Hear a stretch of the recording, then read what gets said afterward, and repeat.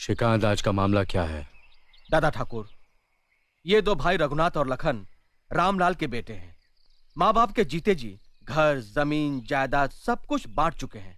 अब झगड़ा माँ बाप के बंटवारे को लेकर उठा है।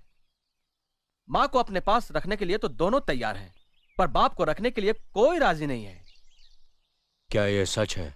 जी दादा ठाकुर, माँ बहुत बूढ़ी और कमजोर हो गई है, इसलिए उसकी देखभाल करना मेरा फर्ज है। दादा ठाकुर, मैं बचपन से ही माँ को बहुत चाहता हूँ। माँ के बिना रह नहीं सकता, इसलिए माँ की सेवा करने का अधिकार मेरा है। वैसे भी पिताजी भैया को बहुत चाहते हैं, भैया को उनकी देखभाल करनी चाहिए। कितने बच्चे हैं तुम्हारे?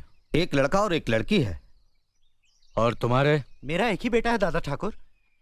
अच्छा, तुम दोनों में से जो भी अपनी माँ को अपने पास रखना चाहता है, उसे अपने पिता के पास अपने बेटे को भेजना होगा, क्योंकि बुढ़ापे में उनकी सेवा करने वाला कोई तो चाहिए ना। ये कैसे हो सकता है?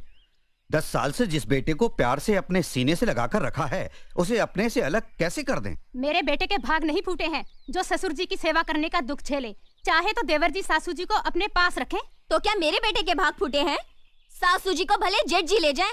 मैं अपने बेटे को नहीं भेजूंगा। मैं भी मेरे बेटे को नहीं भेजूंगा। तुम माँ को अपने पास रख लो। नहीं, तुम रखो। तुम रखो। तुम अपने पास रखो। तुम अपने पास रखो। खामोश! तुमने अपने बेटे की परवरिश सिर्फ 10-12 साल की, और आज जब अपने पिता के पास भेजने की बात आई तो तुमसे बर्दाश्त नहीं हुआ।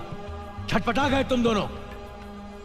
और जिन माँ बाप ने 40 साल तक दिन रात अपने सीने से लगाकर फूलों की तरह तुम्हें पाला, पढ़ाया लिखाया, शादी की, अपनी जमीन, जायदाद, रुपया पैसा सब कुछ तुम्हारे हवाले कर दिया, उम्र के आखिरी इस दौर में उन्हीं माँ बाप को जुदा करने की सलील हरकत कर रहे हो तुम दोनों। अरे कोक में अपना लहू पिला पिला कर जिसने तुम्हारी रचना की, तुम्हें जीवन देने के लिए मर मर कर कई बार जो जी है बेचारी, वो है तुम्हारी माँ। अपना खून जला जला कर तुम्हें रोटी खिलाने वाला, अपनी खुददारी पर चोट खा खा कर तुम्हें खुशी देने वाला वो इंसान तुम्हारा बाप है। और इन्हीं माँ बाप की जिंदगी भर की दौलत हो तुम दोनों भाई। मुझे मालूम है तुम दोनों अपनी माँ को अपने पास क्यों रखना चाहते हो, ताकि वो तुम्हारे घर में खाना बनाए, तुम्हारे कपड़े धोए, तुम्हारे बच्चों की देखभाल करे, और तुम्हारी बीवियां पलंग पे लेटे लेटे हुक्म चलाएं। तुम्हें माँ नहीं चाहिए, तुम्हें मुफ्त में काम करने वाली नौकरानी चाहिए, नौकरानी। बाप इस बुढ़ापे में कमा नहीं सकता, तुम्हारे खेतों में हल चला नहीं सकता, बोझ लगने लगा है तुम्हें, इसलिए अब तुम्हें बाप की जरूरत नहीं है। और जिस दिन तुम्हारी माँ से भी घर का काम नहीं हो सकेगा, तुम उसे भी कचरे की तरह घर से बाहर फेंक दोगे। अरे नालायको, माँ बाप को अपनी पलकों पर बिठाकर उनकी सेवा करना तो हमारा परम धर्म है। मैं ये नहीं कहता कि मंदिर बनाकर अपने माँ बाप की पूजा करो, मगर किसी मंदिर के सामने अपने माँ बाप को भीख मांगने पर मजबूर तो मत करो। बुढ़ापे में पति पत्नी का रिश्ता दिया और बाती जैसा होता है, बाती को अलग कर दो तो दिया बुझ जाता है।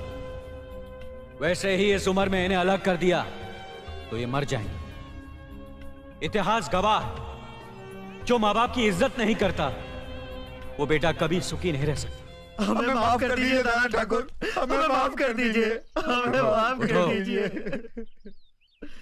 माफी मुझसे नहीं, अपने माँ बाप से मांगो जिनका दिल तुमने दुखाया है।